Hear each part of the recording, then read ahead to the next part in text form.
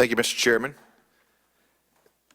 I'd like to start just by making a couple statements. A lot of times we're hearing some back and forth of really who to believe. So I found it interesting that I believe there's 3 different times today that our friends to my right have not been necessarily truthful in some of the accusations they have made.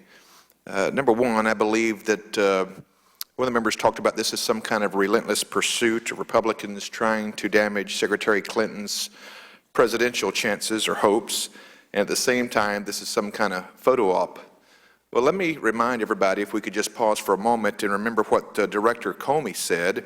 He said this was an investigation not caused by Congress, but rather the Inspector General from the intelligence that we're able to gather. So let me just put that on the record, making sure this has not been Republican-driven. This was Inspector General of the FBI. Another thing they've tried to make a case for is this is some kind of Republican witch hunt. I specifically asked Director Comey, did he feel this way? He said no, he did not. In fact, he said it was not a witch hunt. And then today, we hear our Democrat friends say that there is no evidence that emails were hacked. Well, on January the 9th, 2011, Mr. Cooper, you became aware of an attempt to hack Hillary Clinton's private email server. Is that correct? I believe you're referring to an email that was in the FBI report, and you may not have been here earlier in the hearing, I said that I was using the word hack colloquially, so I thought people would understand, and what this was a series of failed login attempts.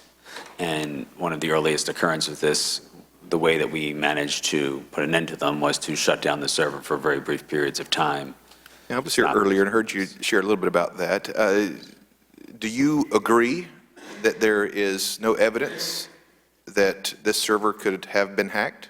I can, to the best of my knowledge, just to refer you to the FBI report who did the forensic analysis on this. But you don't have a kind of a take on it, I even have though you were no knowledge that there was a successful hack on this. You aware of how many times the Russians and the Chinese try to attack us on a daily basis? I'm not aware of that. Not aware of that? And make sure this was on her private server, is that correct? Not a State Department or a government-protected server, is that correct? Correct. This is a private server. No. It's interesting that if it wasn't to what you consider maybe a hack status, you emailed her twice that day. How often did you normally email Mrs. Clinton in a given day? I believe the email was to Ms. Abedin. Again, this was one of the first or second occurrences that something like this was happening. So I was just making her aware more that the email services might be offline for a few moments. Sure. In the weeks before, how many times did you send an email that was in the same reference? I don't recall ever sending a great volume of those emails. So this was the first time that you'd ever sent something like that? I can't say specifically it was the first time, but pretty rare, though, you would think? yes. Okay. Yet at the same point, you're now describing it that the hack was probably not the best description of it. Correct. But you were concerned? I was mostly in the email making her aware that I was shutting down the server for a brief period of time. Were there any other times or attacks that you were aware of that you felt like that put the server in a vulnerable position when Ms. Clinton was in possession of this server? Any other times in a row?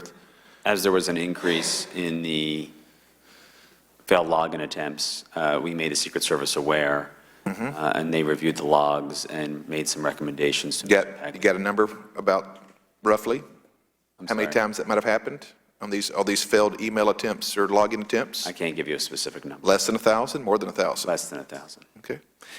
In just closing here, and I'll yield back the rest of my time here, you might have mentioned this earlier as well in having to do some questioning right outside here, but can you remind me again how you were compensated? Can you go into that to tell me what direction, who compensated you for all this? I worked for the Clintons for 15 years and was compensated in a variety of ways over that period of time, depending on what my activities were. I worked for President Clinton, helping him write his memoirs and subsequent books. Yeah. I traveled the world with him. At points I supported the foundation.